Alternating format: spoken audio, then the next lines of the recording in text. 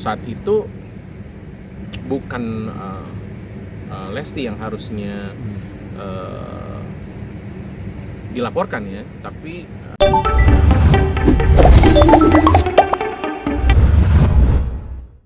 Oke Bang, menanggapi saat ini yang lagi kisruh terkait royalti, dari pandangan Abang sendiri seperti apa sih Bang melihatnya? ya yang pasti ini momentum yang bagus buat kita, khususnya ada di industri musik.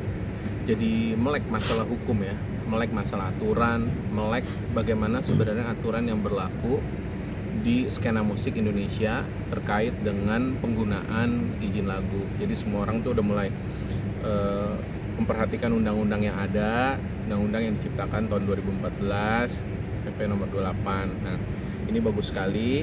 Kalau pada akhirnya terjadi kisruh, ya ini hitungannya naik level lah. Kita sedang berproses menuju ke arah yang lebih baik. Dan ini cukup positif. Mudah-mudahan kedepannya soal royalti tidak usah terlalu lama, tapi bisa langsung diaplikasikan dengan baik, sehingga musisi bisa merasakan langsung dampak dari undang-undang yang memang sudah ada sejak tahun 2014. Ramai itu si pencipta lagunya sendiri, itu untuk mendapatkan haknya dia tuh langsung ke si artisnya, atau dia mendaftarkan lagunya akhirnya ke pihak lembaga tertentu. Ya. Memang ada baiknya dengan adanya terciptanya undang-undang yang terkait dengan hak cipta, baiknya setiap musisi, khususnya pencipta karya musik itu mendaftarkan ya karyanya ke lembaga-lembaga yang memang sudah ditunjuk pemerintah untuk menjadi bagian dalam pengkolekan karya cipta dari setiap musik yang terjadi. Jadi sehingga ketika terjadi hal semacam pembagian royalti yang seharusnya dibayarkan, yang seharusnya menjadi haknya, itu bisa punya landasan untuk penagihannya, punya landasan hukum, sehingga hak-hak tersebut bisa dipenuhi gitu. Nah, yang terjadi selama ini kita tidak mendapatkan hak-haknya bukan karena kita tidak dapat, tapi bisa jadi kita tidak tercatat, kita tidak punya kapasitas untuk menagih secara langsung. Maka dari itu pemerintah menyiapkan sejumlah lembaga yang memang setelah ditunjuk secara resmi untuk mengutip royalti yang memang sudah seharusnya menjadi bagian para musisi ya, pencipta ya, hak-hak terkait dalam proses rekaman gitu. Maka dari itu ayo kalau memang merasa musisi yang sudah banyak karyanya, daftarkanlah kepada lembaga manajemen kolektif yang memang sudah ditunjuk langsung oleh pemerintah, yakni LMKN. Bang, saat ini juga lagi rame pedangdut Lesti Kejora akhirnya dilaporkan ke Polda Metro Jaya karena membawakan lagu dari Yoni Dores. Itu melihatnya seperti apa sih Bang? Ya kalau saya sih melihatnya bahwa ya balik lagi karena memang kisruh yang terjadi di skena musik perihal royalti, pada akhirnya hal-hal yang sudah berlalu sekian waktu akhirnya kembali dicoba untuk apakah ada kemungkinan bahwa pelanggaran ini terjadi saat lagu itu dibawakan secara komersil. Nah, yang terjadi dengan Lesti, menurut saya ya, dari kacamata saya pribadi nih ya, saat itu mungkin kita belum benar-benar fokus menjalankan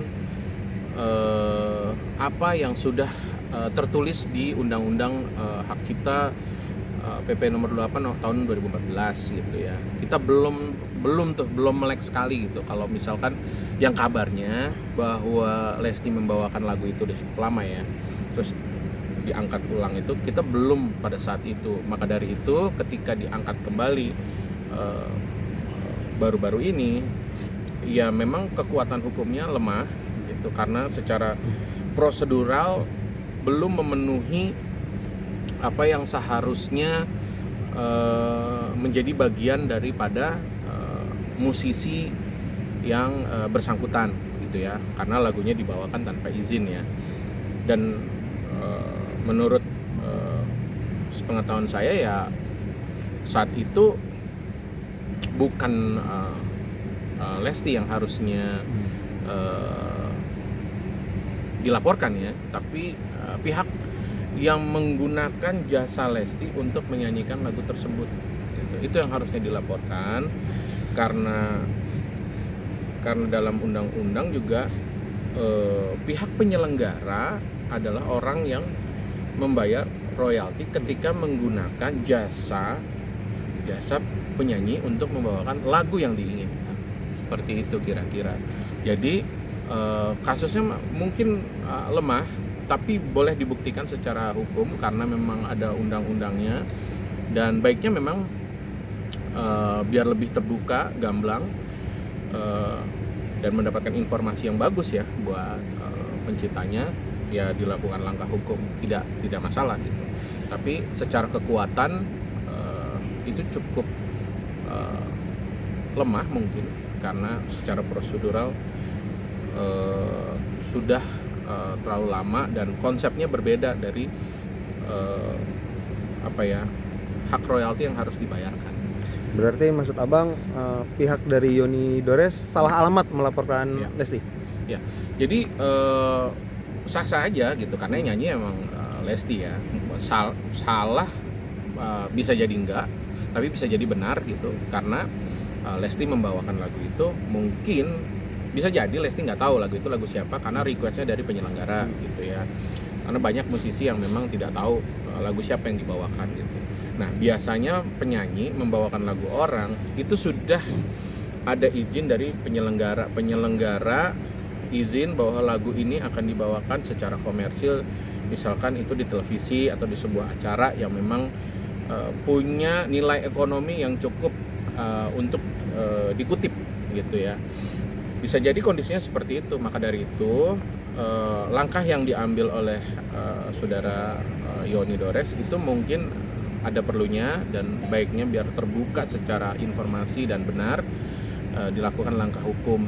Tapi bersiap juga, ekspektasinya jangan terlalu tinggi, karena kondisi sekarang itu kekuatannya harus jelas ketika kita melaporkan sebuah kasus hak cipta, bagaimana sebaiknya